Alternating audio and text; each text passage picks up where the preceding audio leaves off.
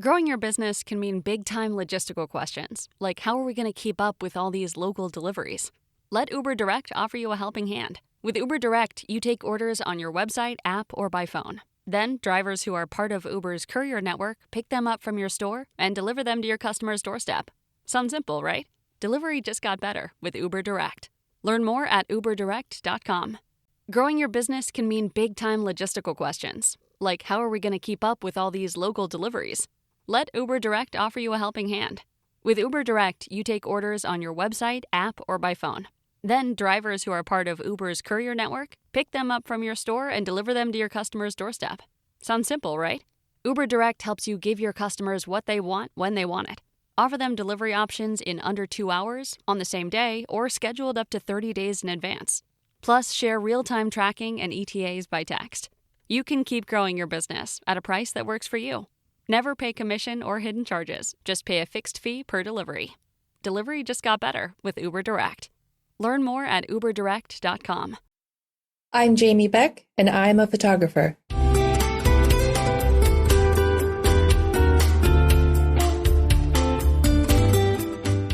Hello, I'm Chris Stafford, and this is Art, the podcast where we get up close and personal with women from around the world of visual arts. This is Season 2, Episode 33. My guest this week is the American photographer Jamie Beck, who focuses on portraying life and her natural surroundings in the Provence. Jamie is the author of 2 books, An American in Provence, Art, Life and Photography, published in 2022, which became a New York Times bestseller, and The Flowers of Provence, published in 2023. In the last few years, Jamie has created an online marketplace for her custom designs, and she's also founded the Starling Club, an online social club for creative women. Jamie was born in Arlington, Texas, one of 2 children to James Beck, a law enforcement officer, and Gina Piner, an accountant. She has an older brother and a stepfather. Her early interest in photography began as a child, wanting to memorialize images, which led to taking photos once her mother gave her her first camera. Jamie's love of fashion led her to starting her career in fashion photography once she had graduated from the New York Fashion Institute of Technology with a degree in fashion photography. We get to talk about all my favorite things, I have a feeling. She then worked in New York as a fashion and commercial photographer. I know that you're on vacation family time right now, so you're not in the Provence where I know you love it over there. You'll be going back shortly, but this is the beauty of your nature, summer vacation, most notably through her love of flowers and the Eloise, lifestyles my of the 5-year-old Provence. daughter, is on her school Jamie break. lives in Apt We come back to with the her United husband States Kevin to visit and daughter family Eloise in Texas, Kansas, and North Carolina, and get a lot of FaceTime since we live across the ocean most of the year. And now you've been there for, 8 years now in the Provence, so you must absolutely love it. Yes, I absolutely love it. And I was not supposed to be there for 8 years. This whole thing was a big accident. It was just a 1-year sabbatical that has never ended. How did that come about then? Well, I was on an airplane coming back to New York City where I lived and worked as a photographer. And the airplane had a lot of turbulence, and I was very dramatic, and I'm like, oh, I thought we were going to die. And the thought that popped into my head, it was not, I'll never see my family again. I'll never have children. It was, oh, great. Now I'll never know what it's like to live in France. And I heard myself say this, and I thought, oh my God, if that's my dying thought, that's probably something I should go and do. So I made myself a promise. If the plane landed, I would move to France for a year so I could experience whatever this was that made that thought pop into my head. And so the plane landed, and I applied for a visa, which is no easy feat. And I said, okay, well, if I get the visa, I'll actually do this. And I got the visa miraculously through many tears. And I set off to live for 1 year in the south of France in Provence. And it was a region that, as a photographer, I worked for many different brands, and I'd been to Provence twice for different client shoots, and it haunted me, the beauty of it and the history of it, and I couldn't shake it. And so I thought, well, if I'm going to live in France, I don't want to live in Paris, because I go to Paris for work all the time, and it's just another big city, ultimately, like New York. And I wanted something that was totally different. And I always kept thinking about Provence, and I read A Year in Provence, and I thought, that's where I'll go. I'll go there. And I went there for my year sabbatical, unplanned, in the middle of my career, which was very successful and fast moving in New York. And I shocked everybody by doing this. And I thought, I can always go back and it'll be a good rest and restart. And in fact, moving to Provence completely changed my life, and it changed my work and how I work and how I want to spend my time in this life. So here I still am on that journey 8 years later. Now, looking at your website and your work, Jamie, would it be fair to say that you've styled yourself professionally in the Provence and the nature of the Provence? Sort of. When you live in France, especially France, you have to be folded into their way of life. And their way of life is very much tied to the seasons and the rhythm of that. So you can't eat whenever you want. You have to eat at lunchtime and at dinner time, and nothing's open in between. And you can't have a strawberry in November because it's not strawberry season. And so France just has this way of forcing you into the rhythm of nature. And then once you do that and you become, because, as an American, and especially as a New Yorker, you're just so used to having anything you want, whenever you want, as easy and quickly as you want. And it's just not the actual real way of nature and of life. And it's not available like that in France. And so it's incredibly frustrating in the beginning when you move to a country like France. And then you have to fold into that rhythm, and you realize how humane it is to live that way, and how wonderful, and to miss certain fruits and vegetables of the year and look forward to their return. And so part of that rhythm, and you become it, and then you become to look like it, and you become to act like it. And so, like in the winter, I produce less photographs, I slow down. My energy and my days are about rest.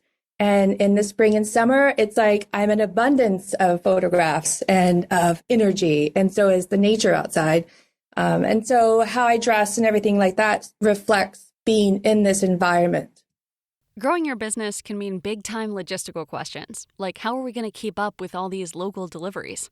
Let Uber Direct offer you a helping hand. With Uber Direct, you take orders on your website, app, or by phone. Then, drivers who are part of Uber's courier network pick them up from your store and deliver them to your customer's doorstep. Sounds simple, right? Delivery just got better with Uber Direct. Learn more at uberdirect.com. Growing your business can mean big-time logistical questions, like how are we going to keep up with all these local deliveries? Let Uber Direct offer you a helping hand. With Uber Direct, you take orders on your website, app, or by phone. Then, drivers who are part of Uber's courier network pick them up from your store and deliver them to your customer's doorstep. Sounds simple, right? Delivery just got better with Uber Direct. Learn more at uberdirect.com. But often Americans, I would say, and this is generally speaking, Jamie, they become the term American in Paris is, has a history to it. There's a background to that. Right. And a romanticism, too. And when you live as an American in France, you are an American in France. But it sounds as if you're an American who's immersed themselves, as you say, into the rhythm of life over there. It's such an extent that you've become quasi-European in a way. But it has, to my point earlier, that this is your style now. It's stylized you. And it's informed your photography and how you perceive the nature of that environment as well. So completely. I'm wondering how this extends when you come back to the US. Does everyone notice it with you and your work? Well, so here's the thing about that thought that popped into my head about France and the way I possibly seem more European now is that I feel as if my soul has always been from France. I just feel like I'm going home. And when I come back to the United States, I have more culture shock coming into America than I do in France. In France, I get it, and it just fits along with what my personal ideals are and what I enjoy in and about life. It's just my nature. And so I'm very comfortable there and everything makes sense to me there. And it's very difficult for me when I'm in the States because I don't understand a lot about it. And I kind of have to force myself through it, which is totally bizarre because it's technically my homeland. So I just feel like there's a part of my soul that is home when I'm in France. And that's just why everything goes so smoothly about it. And to speak for a second about the American in Paris romanticism, because there's a lot of dreamers who dream about living in France.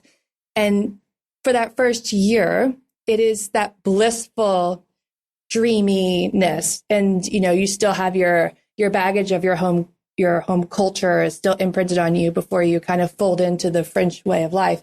But then once you start to stay and start really deciding to have a life in a foreign country and in France, you then have to really fight to be there. It is a struggle and the romanticism disappears and the reality of the madness of the French bureaucracy sets in.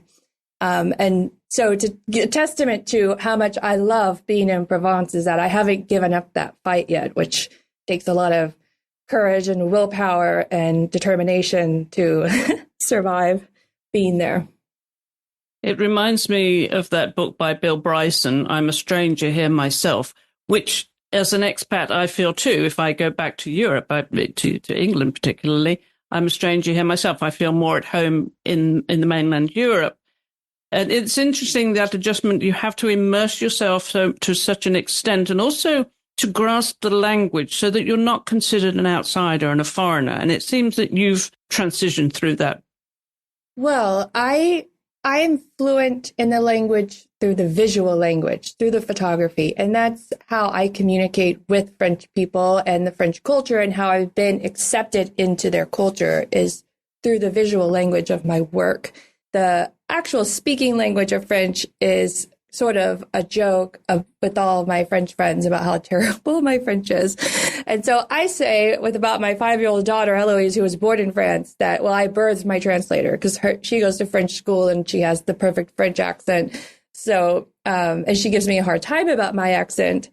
So she helps me out a lot. And as she gets older, I'm going to really rely on her to help me become more fluent and confident and things like that. But it's not easy. I had no French lessons before I ever moved to France. And I actually wanted to learn French in high school, but because I grew up in Texas, my parents said, no, you need to learn Spanish. And I had no choice in that matter. And so when I lived in France, I told my parents, like, you know, that French would have been really useful now because I was starting from absolutely nothing and building my way up. But they have some wonderful programs in France in all of the villages. I live in AART, which is in the center of the park, national park in France. And it's a bigger town, but I wouldn't call it a city. And all the towns have these community centers and they offer language programs. And so I'm in one of those classes. And it's quite interesting because we have people from all over the world living in Provence, from Brazil to Mexico, Thailand, India. So it's really interesting culturally to listen to other people speak French with, you know, an Indian accent or a Spanish accent. And so it helps you feel less bad about about how terrible the French pronunciation is and the struggle we all go through to try to learn and to try to blend in more into the culture, which I love the French language. I think it's the most beautiful. Like, I just love listening to people talk in French, and I love watching movies and songs in French and things like that. So my goal is in 10 years to be fluent, hopefully. Well, that's a great goal to have. Now, as you know, you were introduced to me by one of our previous guests here on the show, Paulette Pearson, who discovered you tucked away there in the Provence and was so taken by your work and recommended that I reach out to you and take a look at your work. She was very taken by it. Well, let me just say something about Paulette really quickly. I ran into her in the village of Ile-sur-la-Sorgue, which is, they call it the Venice of Provence. And there was a little maison moga, a little épicerie that you can also have a breakfast type meal. And they sell fine wines from the south of France and Italy and cheeses. And it's this wonderful little shop. And she recognized me and we said hello. And she is a wonderful illustrator. And coincidentally, I just met her for the second time in Texas. So our little worlds keep overlapping with each other, but she's lovely and her work is lovely. She's about to do a artistic retreat herself in the south of France this fall. So I'm hoping she comes up with some more beautiful Provençal inspired works. Yes, it is beautiful work too. Well, I'm so glad you guys have connected yet again. It was meant to be. It's meant to be. The friendship is meant to be. She's part. We'll hopefully speak later about this, but she's part of my creative community club online. Yes, which we do want to hear about later. But I'm going to rewind the clock now a little bit, Jamie, because this is what we do here on the show. I'm going to take you back. As you mentioned, you are from Texas. You were born in Texas in 1983, and one of two children. And your parents, James and Gina, for your father was in law enforcement and your mother an accountant. So take us back to childhood and what the little Jamie was like growing up. What was she interested in? I was not like a normal child. I grew up with my grandmother in Texas because my parents were working. And so I was dropped off at her house every day.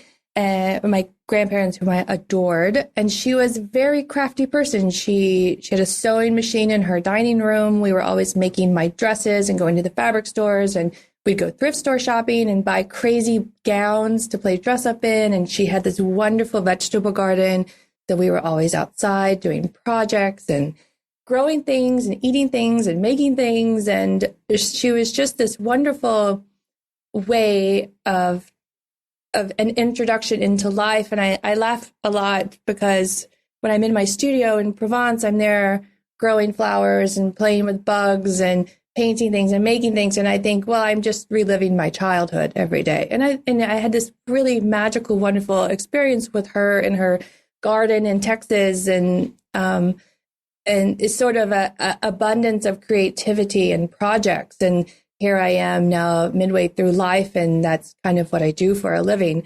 So that was my childhood, was in this little bubble with my grandmother, who was so extraordinary and taught me so much. And was the grandfather present? Oh, yes. And he was wonderful. He was a carpenter, so he was always working on projects, and he would bring me along sometimes. He had a big old blue Ford pickup truck and wore cowboy hats and overalls and cowboy boots, even when he was roofing, like putting tiles on roofs and putting, nailing boards and stuff like that. And so he taught me a lot of things as far as carpentry, and we would build stuff together. And I loved him so much that one of my first memories is watching him work on a house, and he had sent me back to his truck to get something for him. And I thought, I loved him so much. I never wanted to forget him. So I said, I'm going to stare at him for as long as possible without blinking, so I'll never forget this moment and like seeing him. And I think if you want to rewind back to why I'm a photographer, I think that the reason I take photographs is because I'm trying to preserve the things I love. So what I was doing in that moment was taking a mental photograph. I just didn't know about cameras. I didn't know I could save things that way. So I was just staring at him with my eyes to make a photograph. And I can still remember, like, I still see that image in my head. And then when my mom gave me her camera when I was 13, it was like that instinct that I had a place to put it. And the world and the imagination that I lived in, I had a place to create it through that box. That box was everything to me, and it still is. Would you say you have a photographic memory then, trained? Not after I got the camera, because then I had something to do it for me. I'm like, I love that. I need to keep it. I take a picture of it. I love that. I need to, but before I learned about that, I would just take mental pictures like that. You have to really. Growing your business can mean big-time logistical questions, like how are we going to keep up with all these local deliveries? Let Uber Direct offer you a helping hand. With Uber Direct, you take orders on your website, app, or by phone. Then, drivers who are part of Uber's courier network pick them up from your store and deliver them to your customer's doorstep. Sounds simple, right? Delivery just got better with Uber Direct. Learn more at uberdirect.com. This time of year, a good hoodie is absolutely essential. But these days, it's tough to find one that will last through the season. That's why the American Giant Classic Full Zip Hoodie is made to last a lifetime. So you can count on it to bring you comfort and warmth year after year. Slate Magazine called it the greatest hoodie ever made. And from cotton to zipper, it's made right here in the USA. It's crafted with timeless style, heavyweight fleece, a double-lined hood, and reinforced elbow patches, which means this hoodie can withstand any outing or adventure. It'll be your new favorite hoodie, and you can depend on it for years to come. Plus, buying from American Giant means supporting local communities of farmers, manufacturers, and more. This season, snag the hoodie that will bring you comfort for life, the American Giant Classic Full Zip, and save 20% off your first order at american-giant.com when you use code CLASSIC24 at checkout. That's 20% off your first order at american-giant.com. Code CLASSIC24. Concentrate, and then it burns it in there like a photograph. What was the first camera? It was my mom's Pentax Spotmatic. It was a camera that was really popular in the 1970s. It's 35 millimeter all manual film camera. And so when I learned photography, it was strictly a shutter speed, an ISO, and an aperture, and that's it. There was no other bells and whistles and filters and all these things. That was it. And so I learned about overexposing is prettier beauty. Like I would take my friends and I would put them in ball gowns and give them makeovers, and we do photo shoots because I love fashion and make believe. And so I learned by doing about, they look better if the exposure is like this, and it's about blurring and shutter speeds and the depth of field and things like that. And so it was all those three mechanisms for like the first 10 years of my life. And so I would never shoot a camera on auto anymore because I have always just done it myself completely. So that's my introduction to photography. So was that your introduction also to the darkroom then, and back then? Yes. So in high school, we had a darkroom, which sadly, I don't think those exist in public high schools anymore. I went to a public school and I just absolutely loved it. I mean, I was president of the photography club. I was the photo editor of the newspaper and the yearbook. I was 100%, my life was photography. I think my senior yearbook, like 98% of the photographs of the football events and the volleyball event, everything that was in there, I shot it. Like, that's just what I did it. Like it was a full-time job every single day because I loved it so much. And even though like I never wanted to be a journalist, it didn't matter to me. I just wanted to be taking pictures and getting better all the time. And so I spent a lot of time in the darkroom. I was there as much as possible and I loved it. And in my fantasy life, like now I do photography as a profession. So I've modernized and I have to play by certain other kind of rules. But in my fantasy life, I get back to the point where I can have a darkroom and, which is a very slow process. You have to have time for that kind of thing. But I'd like to be able to get back to that in my own space one day. It's a goal. Yeah. I was thinking that you must be leaning that way too, because it is so addictive once you get into the darkroom. And I think any one of us who've done photography, yearn those days were just magical, right? There's the magic of photography. It's magic. And it's satisfying because it's physical. Like you physically make something. And then there's the magic of watching it appear. And if you don't preserve it and actually do the steps and you make it and then it disappears, it's just wonderful. I love it. I think it's just one of the most magical processes in the world. Does Eloise have that fascination for it yet because of your interest? She loves to take photographs, and because she's been around it every single day of her life, and there's cameras around, and as soon as she could understand pushing the button, I've had her taking photographs.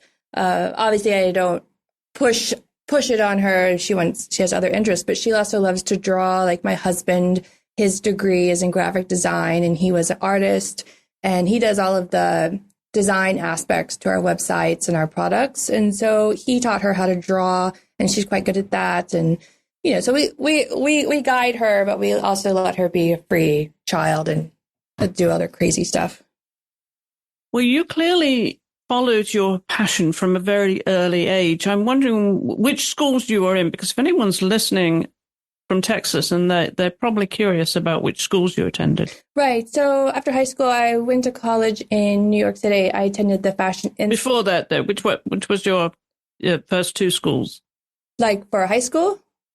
Yes, high school and before high school, middle school. Middle school. I don't even remember the name of my middle school. It's near to my high school. I went to James Martin High School, which is this massive Texas public high school in Arlington, Texas, in between Dallas and Fort Worth.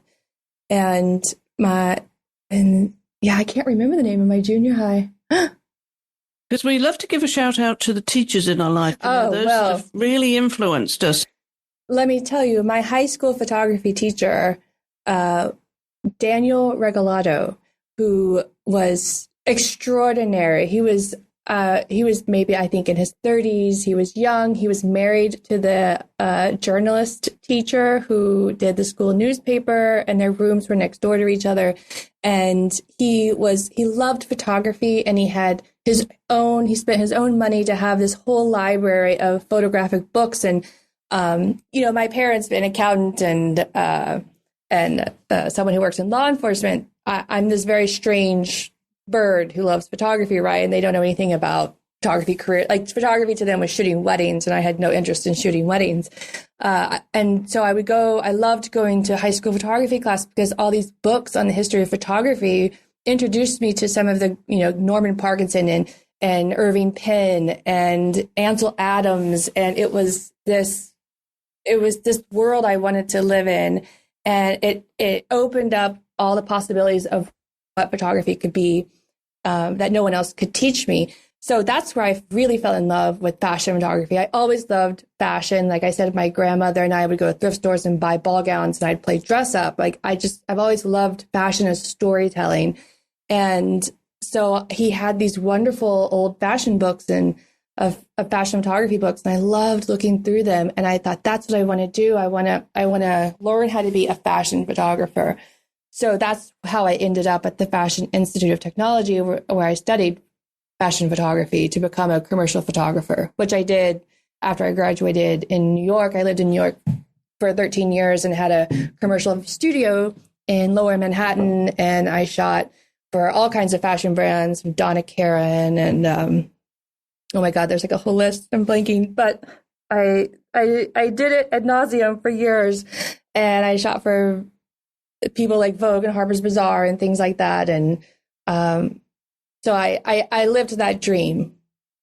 Yes, clearly, and I'm sure people listening who would love to have that kind of straight line in their career, that you took the path that you manifested. You imagined this is your dream. This is what you were going to do.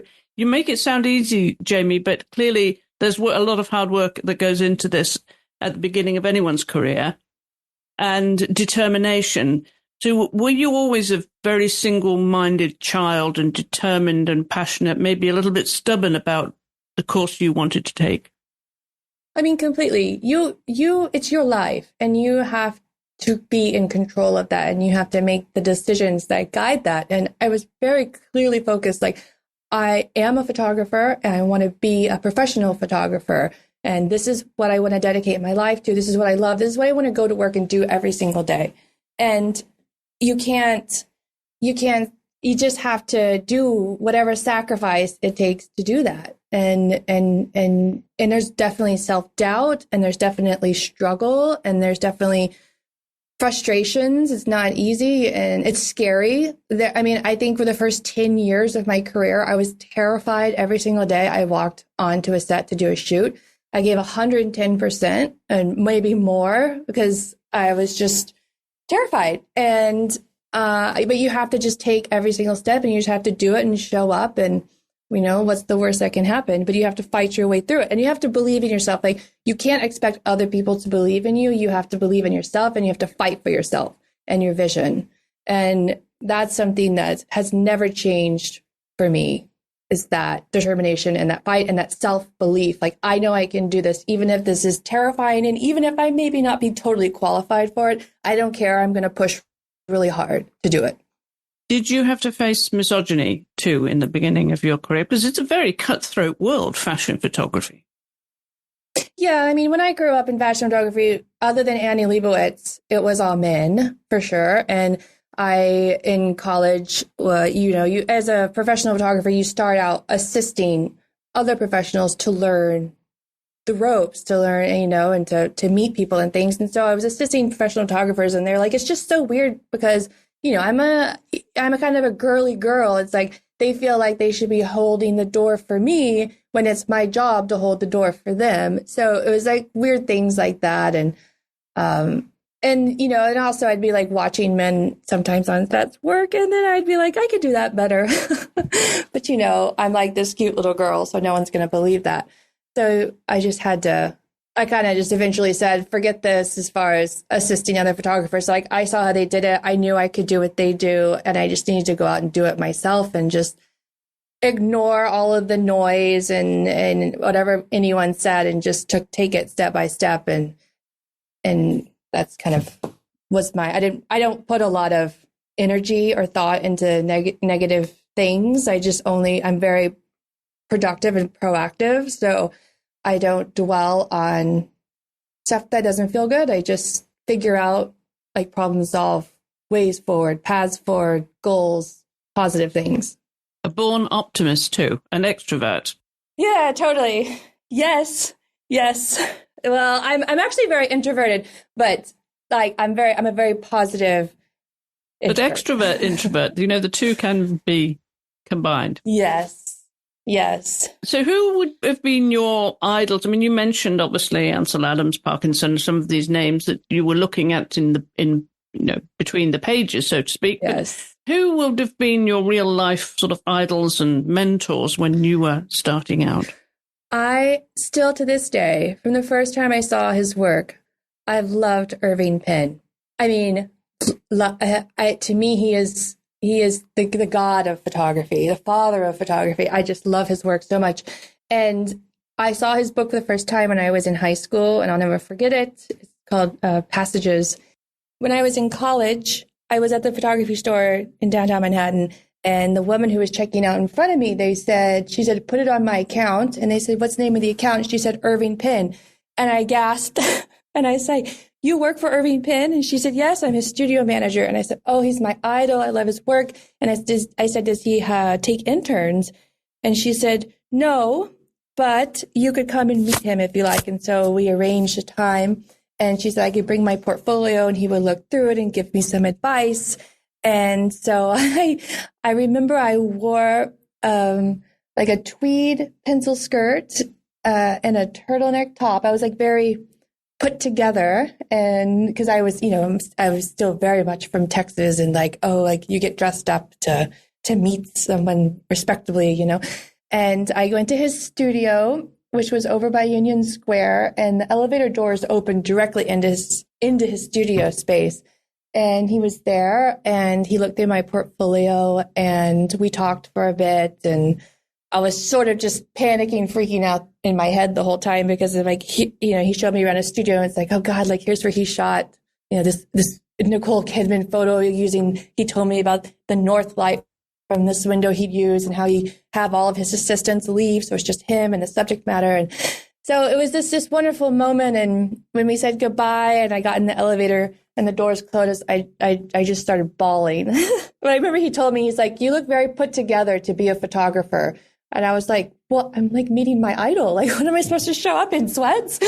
So it was a really extraordinary moment. And he's since passed, but that was like a pinnacle moment for me.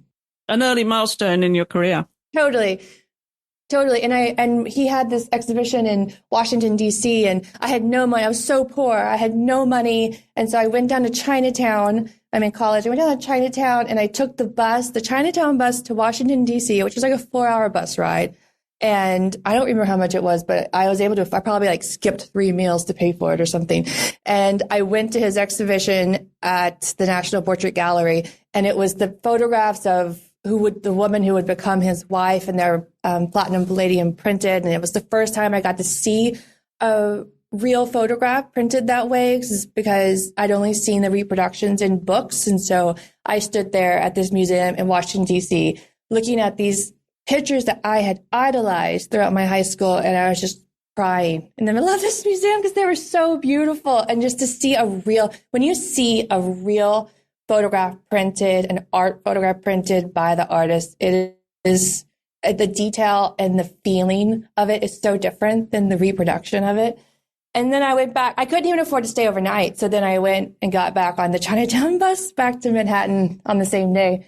And then he had this wonderful exhibition at the Metropolitan Museum of Art some years later where they had his actual like backdrops and flower work. And it was more like a retrospective of everything that he had done. And that was incredible too. So if anytime anyone has opportunity to see an Irving Penn exhibition where it's actually his printed work, it is truly photography as an art form to see them on the walls that way. Who do you revere now? Oh, that's a good question. I'm like, now I've kind of transitioned away from photographers, and because we're so inundated by images, that what really inspires me now is painting, looking at paintings. And I mean, obviously being in Europe is just the history of painting everywhere. And so that's where I really find a lot of my inspiration. Obviously, I'm very inspired by Dutch floral works, especially from the 16th century, 17th century. I find very inspiring. There's a lot of women painters back from that era. I love French. I love everything French. I love old French portrait paintings where the clothing is just absolutely extraordinary, and the technique and the textiles and the lighting and all of the details of everything that it's put into a painting, what that represents and what that means. And that's something that it's really influenced the work that I do in Provence, about things having meaning that you put in. Like if you have a peach with one leaf, it means truth and honesty from Dutch paintings. And so I try to like take these things that I learn and apply them when it makes sense in my life and when it makes sense in whatever I'm building for the storytelling.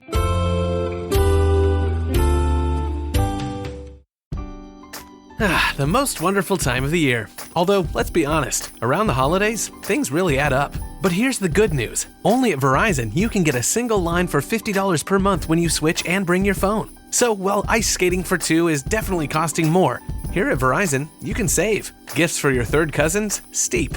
A single line with Verizon? Not so steep. A real tree? Pricey. A single line with Verizon? Less pricey. Flights to see Mima and Pops? Those are up. A $50 per month single line? That's down. Even a trip to the Atlanta Holiday Market will cost you more. But with Verizon, you can switch and bring your phone for just $50 per month for a single line on unlimited welcome, with autopay plus taxes and fees. All this to say, during the holiday season, when everything is costing more, you can get more for less right now at a local Verizon store. $15 monthly promo credits applied over 36 months with a new line on unlimited welcome. In times of congestion, unlimited 5G, 4G LTE may be temporarily slower than other traffic. Domestic data roaming at 2G speeds. Additional terms apply. Are you painting at all? No, I have fantasies about, oh God, like one day I would just love to become a painter. But the truth is that I love photography so much. I just want to spend every second doing photography, that even if I have wild fantasies of painting, which makes a lot of sense for how I work now, because when I make a photograph, I call them photographic paintings, because I place everything the way someone would approach creating a painting compositionally. How you lay them out is how I work. I just, instead of a paintbrush, it's a camera. So I like the idea of being able to have more access to creating, like flowers in winter are very difficult for me because it's just not as abundant and as exciting as flowers in spring and summer. But I like the idea of, like, the Dutch painters could take flowers from every season and put them into one composition. And I can't do that in my work in Provence. So I like the creative freedom that painting could give me, but I'm just so in love with photography and the process of photography that I doubt I'll ever get around to doing it. You don't see yourself combining another medium, do you? Because I know you were born in March, so you're high seas, so I'm wondering Yes. if, there's the merger of the two fish swimming from different directions. Does that probably mean that you could incorporate other mediums in the future? I think so. I think right now, living in France was never a plan. And so we're still literally trying to get settled into a life in France. Like we just started as an official French business, and there's all of these like transition things that take time that have to happen. And I never meant to kind of put my professional career into a scope. I was a commercial photographer in New York, so I shot products for fashion brands. And then when I moved to Provence, I kept some of my clients as a way to afford to live in France. So I would just fly back to the States to work. And then because of COVID, I couldn't travel. And I didn't want to leave France because I was afraid I'd never get back in because the borders were closed. So I was like, okay, I lost all of my commercial work for that year. Like, how am I going to make money? And I don't like to dwell on things that don't feel good. So I'm a very proactive person. So I came downstairs and I told my husband, I said, well, I can't control any of this stuff, but what I can control is what I do with my days. And so while we're in lockdown, I'm going to make a piece of art every single day. And I'm going to share it. I'm going to share the process on my social media and then share the work. And I'm going to commit to this project. I'm going to call it Isolation Creation. And for the next 60 days while we're in lockdown, that's what I'm going to do with my life. And he said, okay, but can you start tomorrow? And I said, no, I'm doing this right now. And it's the only way that it was a positive thing that I could do. And what ended up happening is that, I invited people from around the world to also do it because we were all stuck in this lockdown. And I said, use the hashtag Isolation Creation so we can all follow each other's work and let's all make something together. And it was so I would recap what other people made around the world and I would share mine. And I never knew, it was a challenge for me as an artist because I never knew I can't leave my house. So what in the world am I going to photograph? And am I going to run out of things to photograph? Or, there's just all these things I couldn't control. And it was a really great challenge. And I realized I had a lot more creative muscle than I thought I had. And actually it thrived in the constraints of not being able to have anything I wanted whenever I wanted, or not be able to go out to the market and discover stuff. Just using what was around me was such a great practice. And I grew a lot during that time period. So eventually during that process, people were asking if they could buy prints of my work. And so we built an online shop and I started selling my photographs. I never thought I could be an art photographer. That's just such a level I thought I would never be at. I always thought I'd be a commercial photographer because that's just a trained technical thing you can learn how to do. And so I was like, wow, people want to own my photographs as artworks in their house. And there's just such an interesting thing. So we tried it and it was a wonderful experience and I loved doing it. And I was like, wow, if I get to go into the studio every day and make the kind of pictures that I want, that are stories about our life, about the seasons, about the food we eat, if I can do that for a living, that's like a dream come true. And so we kind of transitioned my business away from commercial photography, which is not always fun. It's you work with a lot of different personalities and pressures and deadlines, which are quite difficult, into this lovely little world where I get to kind of have creative freedom and make a living doing that. So now we have stationery and calendars, and we're making things with my photographs as products. Well, this has become quite the marketplace now, isn't it? With so many different items that you're producing. It's a multifaceted business. Where do you see this going? Well, that's a good question. I mean, ultimately, I just want to be able to continue to make art photographs of fruits and flowers and still lifes and things, and go through you don't, as a creative person, I don't just do the same thing forever and ever. It's a transition, and I'm doing this now, which will lead to something else, which will lead to something else. And I enjoy this journey that I'm on creatively. And I just want to be able to continue that. And I'm hoping that as we get better with manufacturing products that are related to my work, as far as home decor and office items, and we make in France, there's this great connection to craftsmanship and history. And so we've been finding artisans to work with. So, for example, we made a leather camera strap that's inspired by my favorite camera strap because I cannot stand logos on things. Like if you buy a Canon or a Nikon camera, you get this big, gaudy, horrible camera strap that comes with it that has the brand all the way across your chest, and it makes me insane. So I've always switched out camera straps for this really simple, chic leather camera strap that's vintage. And so we took that to these leather workers, a fourth generation family owned business in the south of France, and we had them work with us to create like my ideal camera strap. And so I had this access to these craftsmen, and so I kind of enjoy this idea of becoming sort of a creative, photographically based brand, like lifestyle brand that's a little French heritage mixed with classical art and products that you can bring into your home. And so we're new to all this. And if you'd have told me 10 years ago that I would be like making my own products and finding manufacturers and stuff, I'd be like, what are you talking about? It's crazy. So we're getting better and better at finding how to work with people and how that communication goes, and sampling and production timelines. And that's kind of a fun thing about life is ending up in places you never thought you'd be and learning. And so every day we're learning how to do this better and better. So I'd like to really kind of continue to grow this and have it available in more stores around France and around the United States, and really be known for these lovely products that are highlighting the beauty of life. Well, the beauty of life for you, of course, one of the main stars of this is flowers.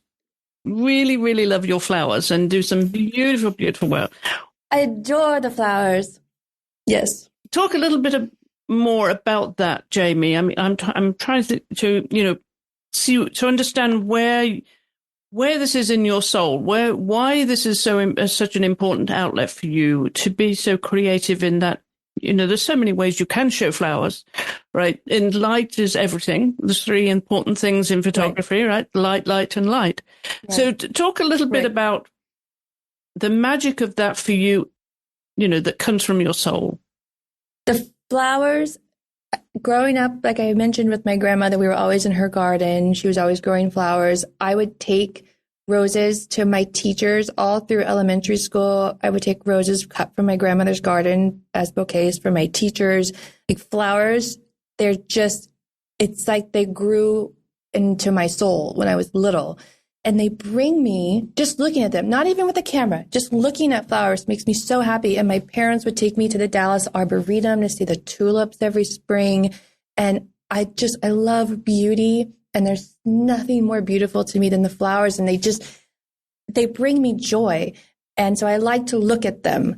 And that's why and how they became my subject matter. And in the south of France is like, I call it the Garden of Eden, because it's just insane. The flowers. I mean, you can't escape them, and they're intoxicating, and they're wild, and they're cultivated, and they're Louis XIVs, and they're modern, and they're princesses. And it's a flower haven that I'm totally in love with. Even if I didn't take pictures, I would be doing something with flowers because it's the joy.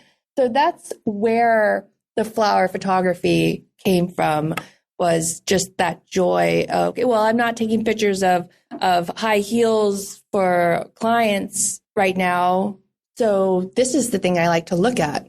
And this is the thing I'm growing in my garden. And let me put my camera on that. And how do I bring that to life? How do I take you, the viewer, and show you what I love about this and have you feel what's magical? That, if you sit, that's one of the things I love. I'll never forget this moment in France. I was walking in the country and there was this big wildflower patch. And if you just look at it, it's beautiful because there's color, right? It's like a Monet painting of color.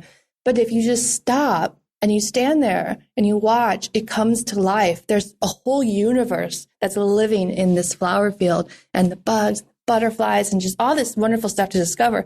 And so I would start bringing that back into my work and like, look at this bug I found, or look at this butterfly I found, and all these colors and how these colors go together in May, but then those colors disappear. And now these are the colors we have in June. And look at what I found in the fields in June with these flowers. And so all of that joy and discovery is what I became the basis of my work.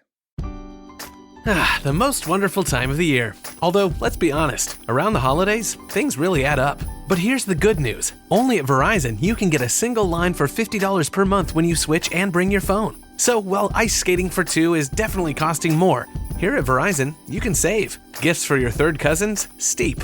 A single line with Verizon? Not so steep. A real tree? Pricey. A single line with Verizon? Less pricey. Flights to see Mima and Pops? Those are up.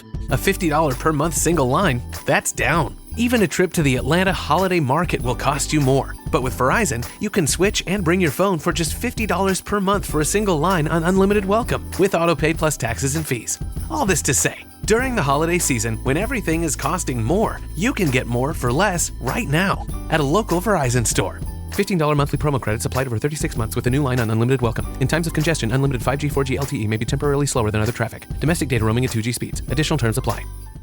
You wish that your work was not your work, that you didn't have to be commercial. Would that make any difference to your creativity? I enjoy the challenge, actually. I enjoy that there's a purpose to it, like a way. It's not like I think people fantasize about, oh, when I retire and I have free time, I'll make stuff for me. And what I like about it is that I can make it for me or for a product, but I enjoy the fact that I can make it and share it with you. And you can have it, if you love it, you can have it on a stationery card, or you can have it hanging in your kitchen.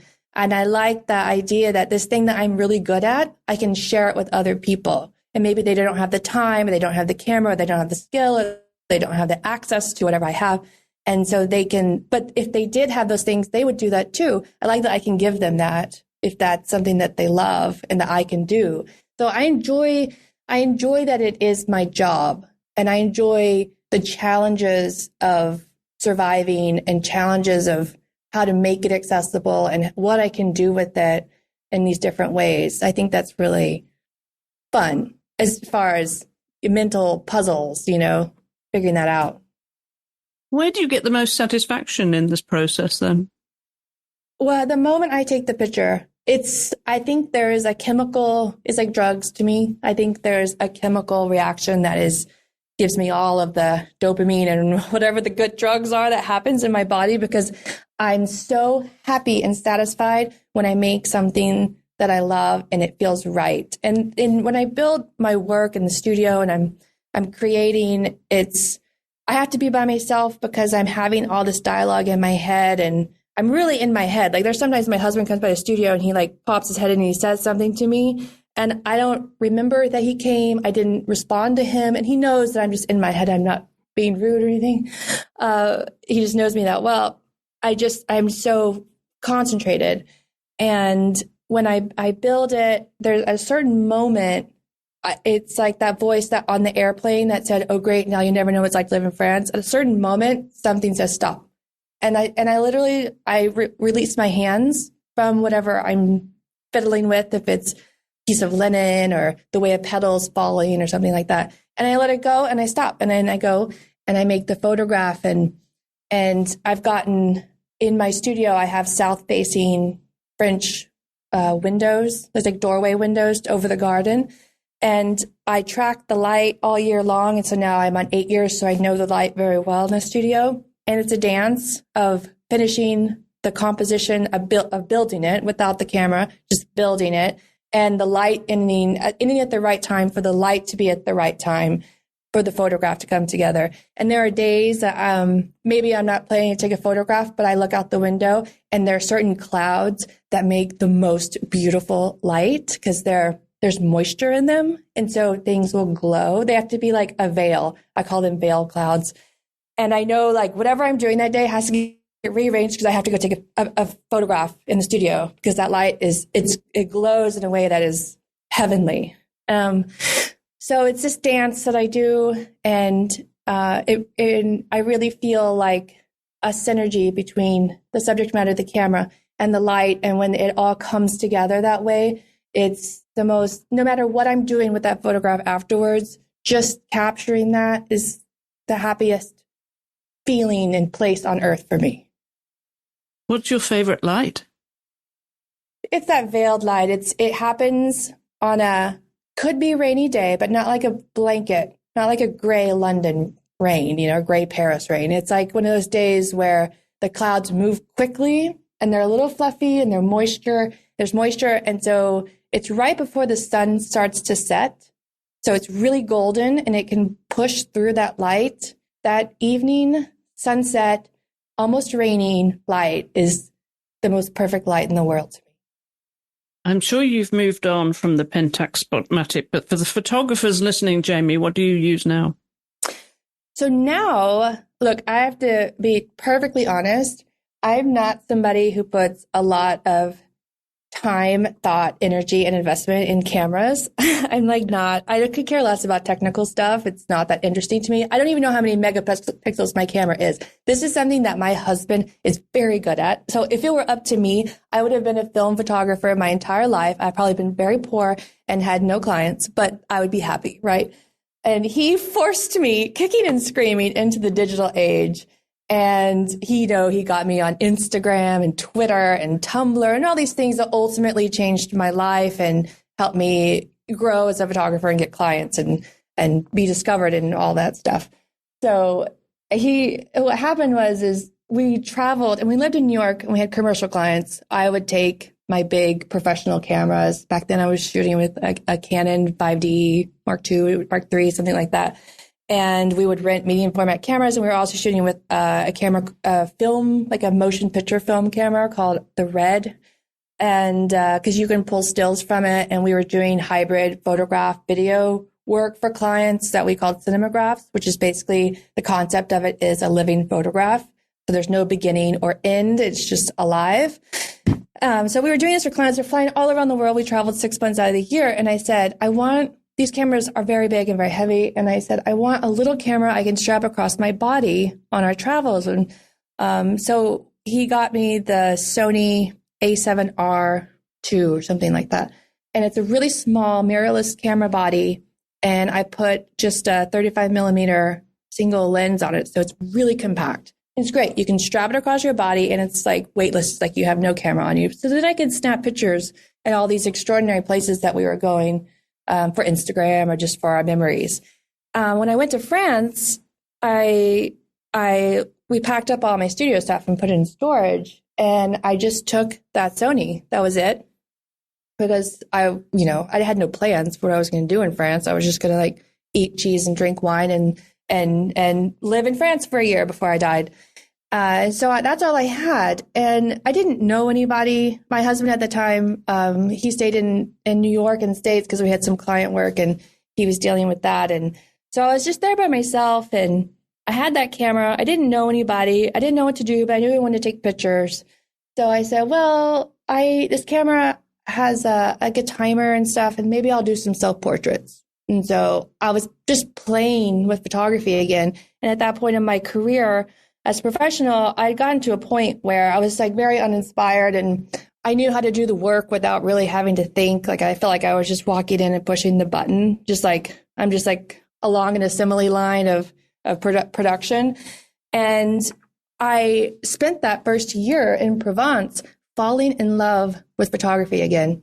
And so I was I was taking pictures in the garden and I was taking pictures out in the market. I had no car, so it was only places that I could walk to. And I started doing some self-portraits and it was super fun. And I was posting them to Instagram and it was just sort of this ongoing diary of a creative evolution that I was sort of live blogging on social media with no intention of any of this being or meaning anything to anybody.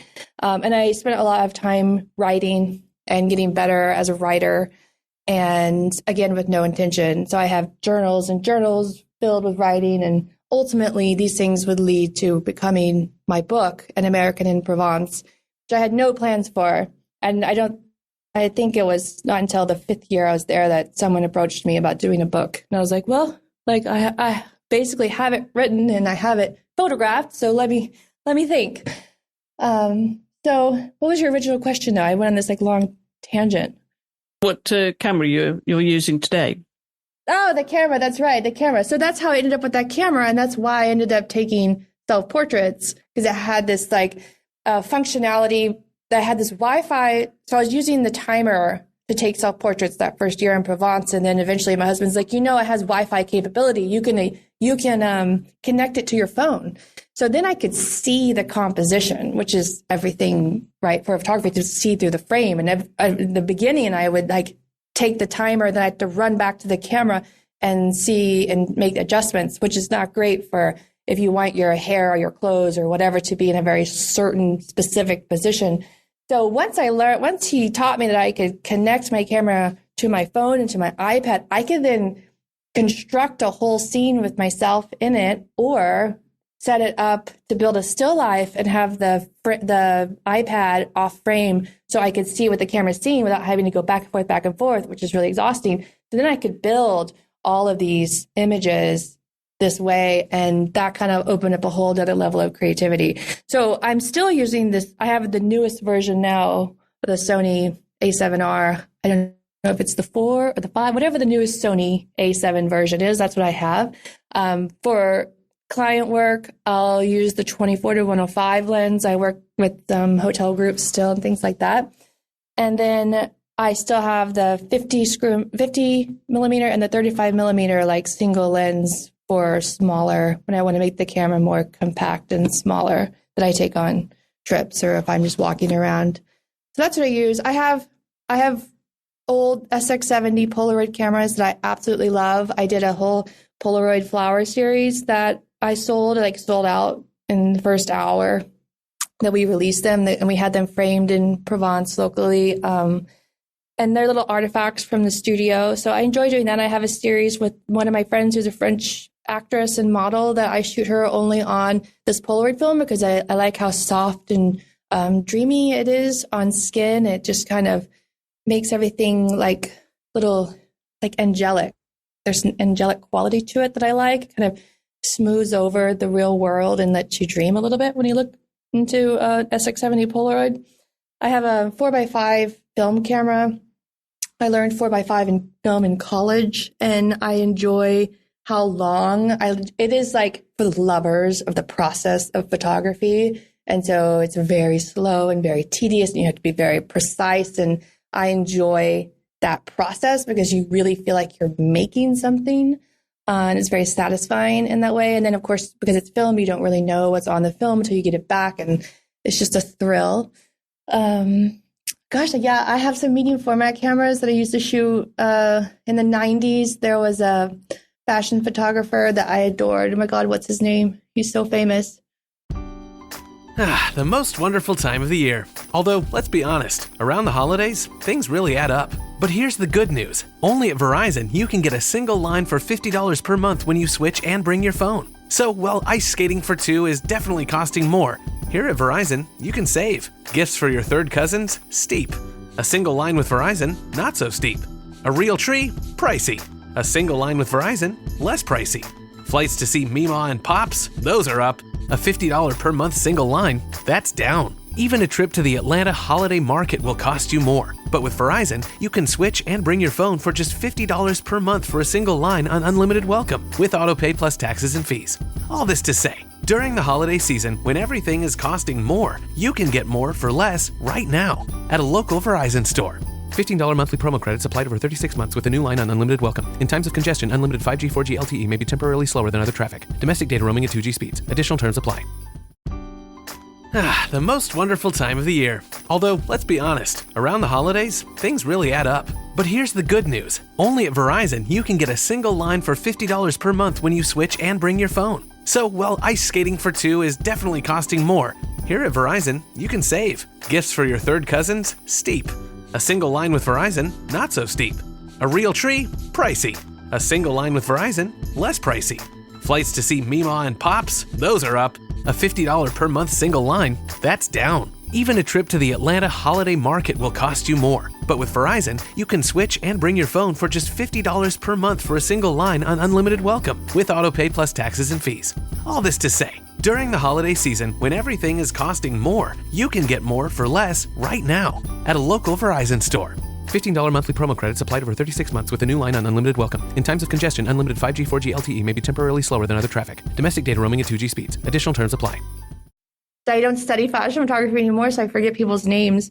Well, there's one of the biggest names in fashion photography. He shot with this very specific medium format Pentax camera that I also have in Provence, but I sadly never use. But it has this like incredible shutter release sound. It's like clunk, clunk, clunk, clunk. So when you take a picture, it's just like, yeah, I got it. It's like so like, oh, it's good, feels good.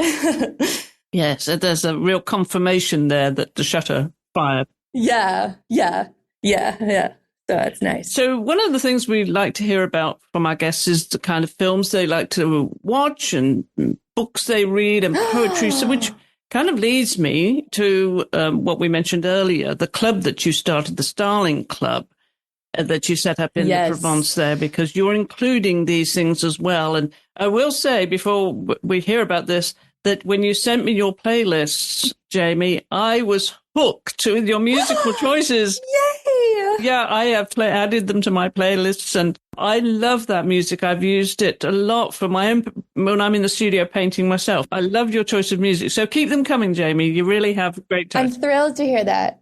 So the playlist that I shared with you, which I hope you're going to share with others, that's the music that I listen to when I'm in the studio, because I need stuff that kind of sweeps you away, and your brain, it's not distracting. So your brain can be in the zone of whatever is being created, but it helps kind of guide you along. So that's what that music's about. And then I have the other playlist I sent you is what I like to listen to when I'm going through Provence on a bike ride or a drive or a picnic. And it's just sort of the right feeling, the right mood.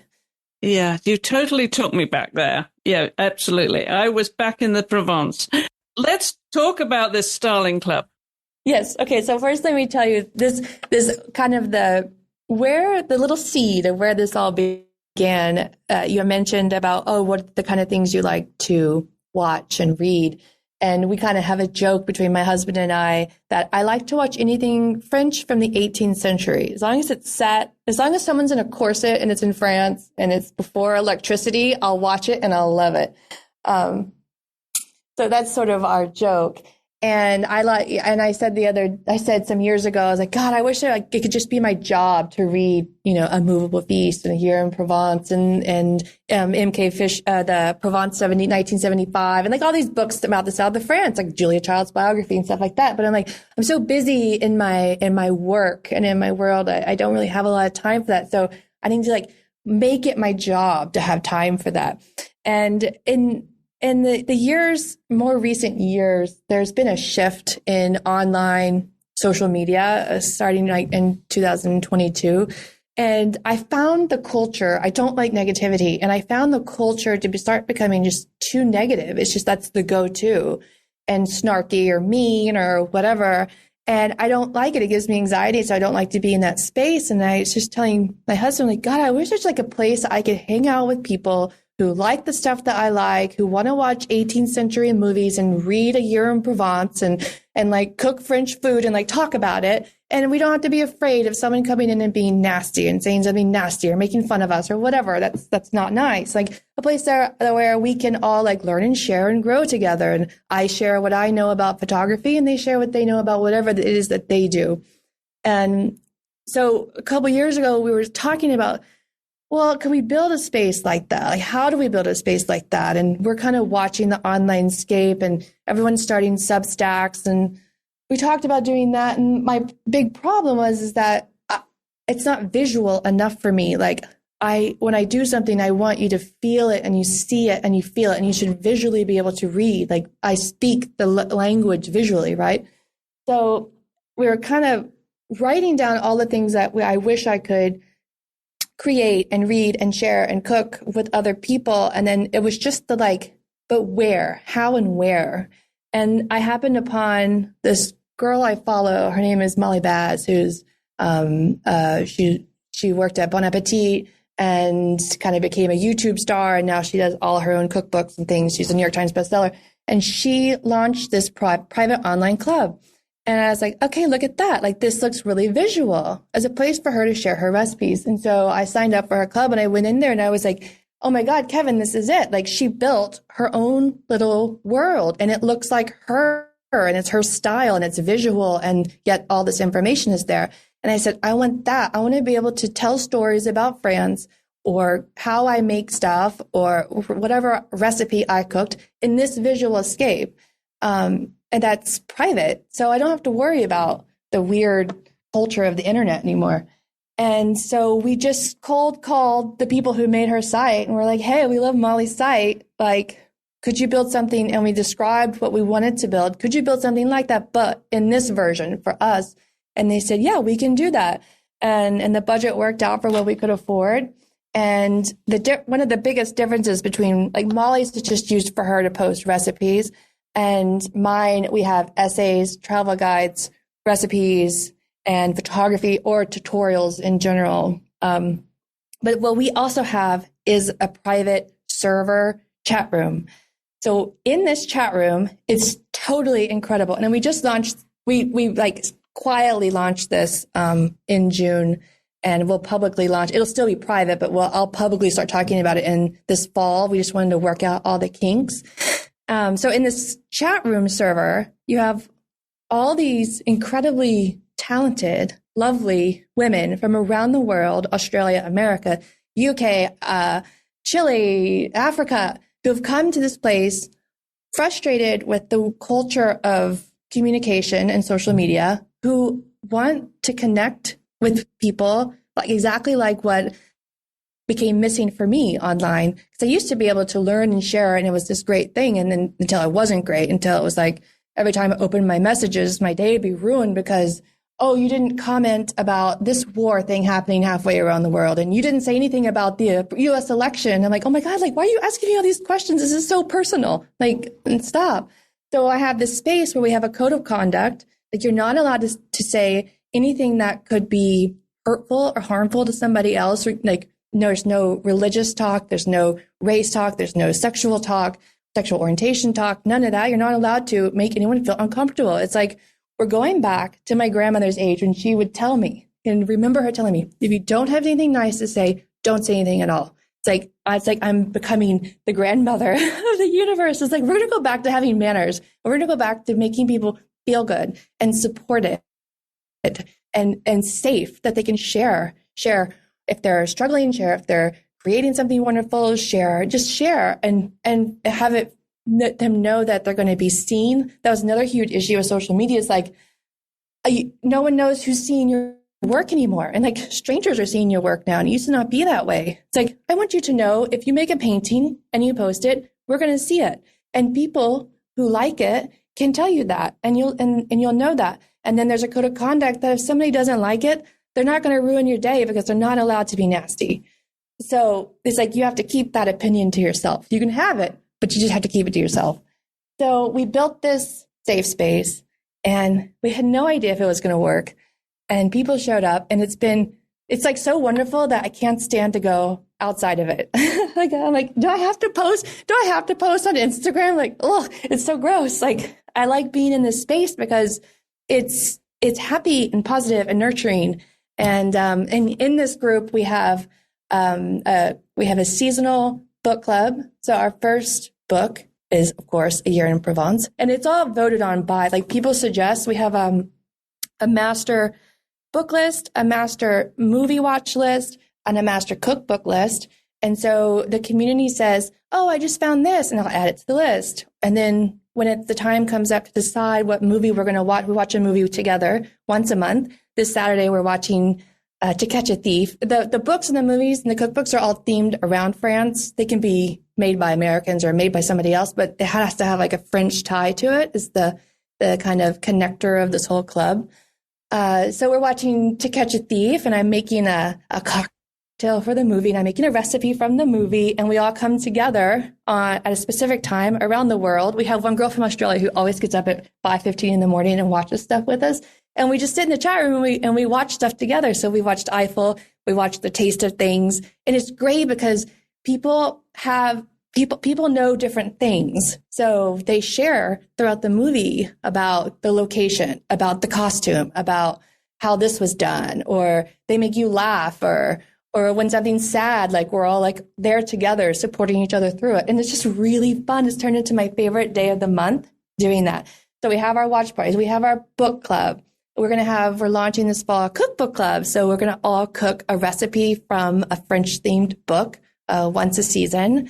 And so it's this very positive, creative space where we're all kind of learning and growing together. And that is the Starling Club. And it's called the Starling Club because where I live in Provence, my favorite time of day to photograph is at dusk. And that's when the starlings fly over my village in their murmur, in their group.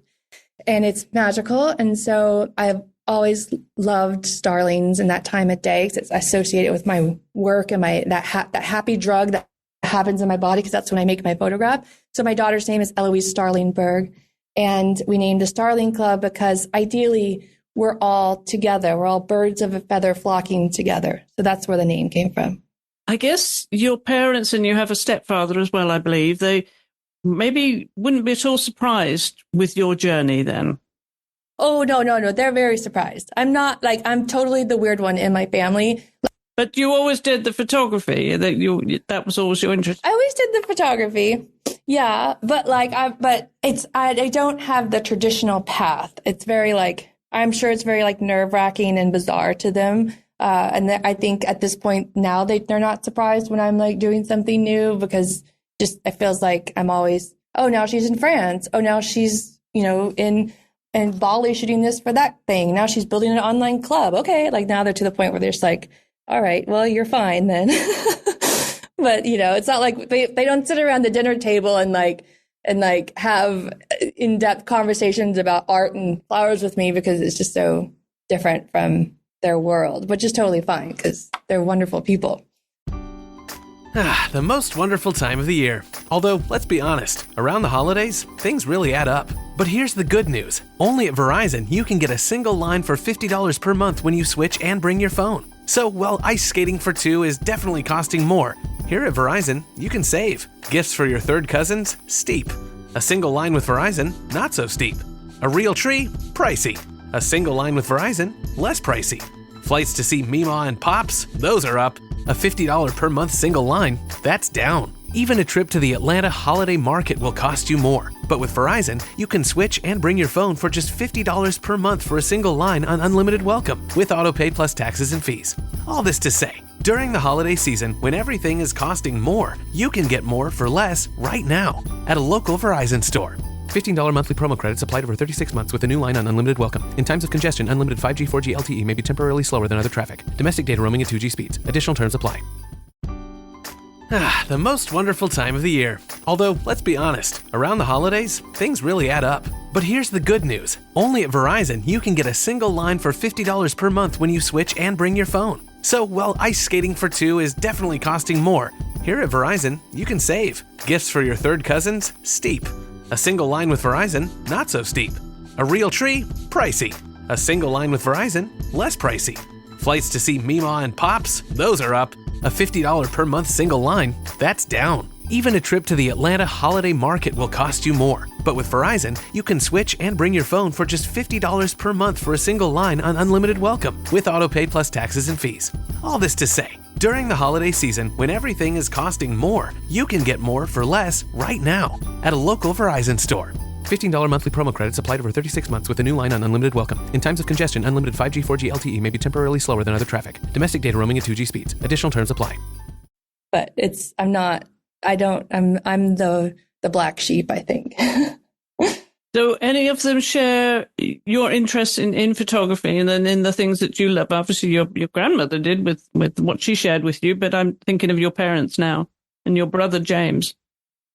Yeah, so my brother, he is really knowledgeable about fountain pens and fountain inks, and we have a chat room in our club that's all about that. So when I was over there a couple of weeks ago, I mentioned it to him and he's like, oh, and he took me to his office and he opened up, he had drawers and drawers of pens and inks from around the world. And so I did a whole deep dive with him and shared what I learned from him in the club, because there's papers and tips and all this kind of crazy rabbit hole stuff you can go down. So we bonded about that. No one else does photography or anything like that, but my grandmothers. So I have my stepfather, my mother and my stepfather were married when I was so young that I don't remember. It's like I have two dads because I grew up with him. So I don't remember a time when she was with my technical father, and they're all like family together. It's really nice how it all worked out. So I have like two dads, and my father's mothers who raised me in Texas, and she was very into crafts and projects and cooking and gardening. And so I had that imprint from her. And then my stepfather, his mother was a painter and she was an art school teacher, and she made the most wonderful paintings, just totally abstract, colorful, wonderful things. And she lived in Beaufort, North Carolina, where I was last week visiting that family. And she was very sophisticated and she was very elegant of a woman. Both of my grandmothers were very elegant and dressed very beautifully and jewelry and nice stuff. And she loved art in a very sophisticated way and loved to discuss art in a sophisticated way. So they're both since passed on. But I had that every summer with her, especially as I became more and more immersed into photography, and she was a teacher, so she would be able to guide me through some interesting conversations about the concept behind a photograph and the purpose behind a photograph and what it would mean for somebody else to view it, not just what I wanted to take pictures of, and what would be more long lasting and have more effects and stuff like that. So she was an interesting person for me to talk art with. My stepfather, he's a trained horticulturalist is his degrees in. So when he married my mother, he worked at the Botanical Gardens in Fort Worth. And so we always had incredibly beautiful gardens at my parents' house because that's what he did. And then later on, he went and ran the grounds for DFW Airport. So it was less like flowers and tulips and more, keeping it nice and tight and tidy and running grounds crews. But he has a really nice love for gardens and things. And he's been to some of the gardens in Europe that I cherish. And so we have that in common to bond over. But I'm the only photographer. Well, what next for the photographer? Well, we're gonna go on this journey with the club, which is quite exciting, and we're gonna hope that we build a space that ultimately can change people's lives to help them grow creatively or have support or whatever their dreams are, that they can connect with other people, because like we had a meetup in Texas, and it's, these women showed up and they all got to meet each other, and they're all people who like and are into the same things. And, all these real human connections is what I'm hoping ends up changing people's lives and guiding them into careers or dreams that can become reality. So that I'm going to nurture. That's going to become my main focus for the next few years is seeing what I can do with this community and making a really positive, safe space for especially women online. And then in my work, I'm just totally mad about flowers. I can't get enough. And I think about them all day, and I can't wait to be back in the studio. It drives me insane when I'm not home. And there's so many photographs that I want to create, and there's some food still lives that I want to play with. And, I just want to go out in nature and continue to discover like I'm a child and just capture that in my studio and wherever that leads, if it ends up on planners and on people's desks is a wonderful outcome. And so I'm looking forward to seeing how I can transition my love of photography into things that people can also enjoy. Well, clearly you are doing that, and we will put links in the show notes, Jamie, to both your website, and also to the Styling Club. Thank you. So listeners can find out more about both of those, and of course follow your work on social media too. Thank you. I just want to preference one thing about the Starling Club. It's behind a paywall, and that's because we pay to maintain the server, and we have people and moderators to keep it, a safe space. So it is behind a paywall, and it will always be behind a paywall. And that's just to be able to maintain it and run it in the ways that it needs to be done. I don't want you to be surprised. It's not a free site. Well, we'll look forward to learning more about that, Jamie, and really appreciate you taking time and sharing your journey with us here on the podcast. Thank you so much. Well, thanks for letting me tell my story, and I hope it inspires some people to take some photographs. And as always, you can find links to our guests' social media and websites by scrolling down to the show notes with each episode. You'll also find a link to our Instagram account where you can follow and comment on the episodes, and of course any suggestions that you may have for future guests. We always love to hear from you. You'll also find our email address there too if you prefer email. Thank you for listening. We always appreciate you taking the time. We know you have many choices now in podcast land, so thank you for joining us here on AART, and also thank you again to my guest this week, Jamie Beck. I'll be back next week when my guest will be the mixed media artist Carla Chufo, so I do hope you'll join me then.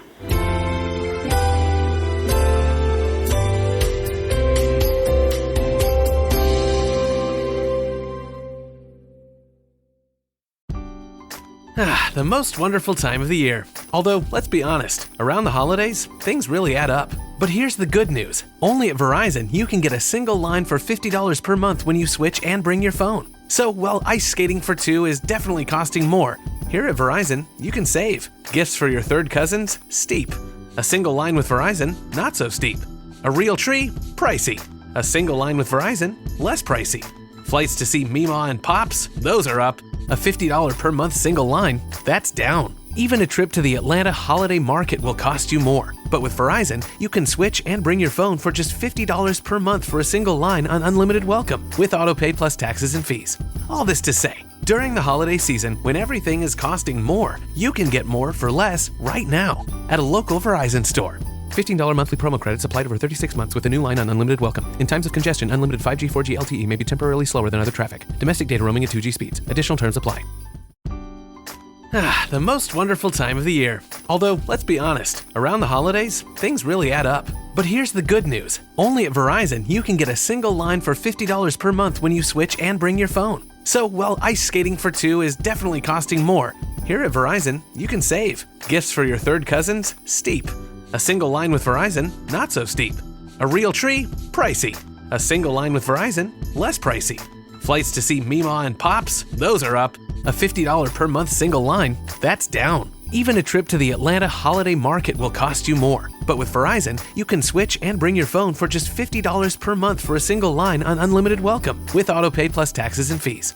All this to say, during the holiday season, when everything is costing more, you can get more for less right now at a local Verizon store. $15 monthly promo credits applied over 36 months with a new line on unlimited welcome. In times of congestion, unlimited 5G, 4G LTE may be temporarily slower than other traffic. Domestic data roaming at 2G speeds. Additional terms apply.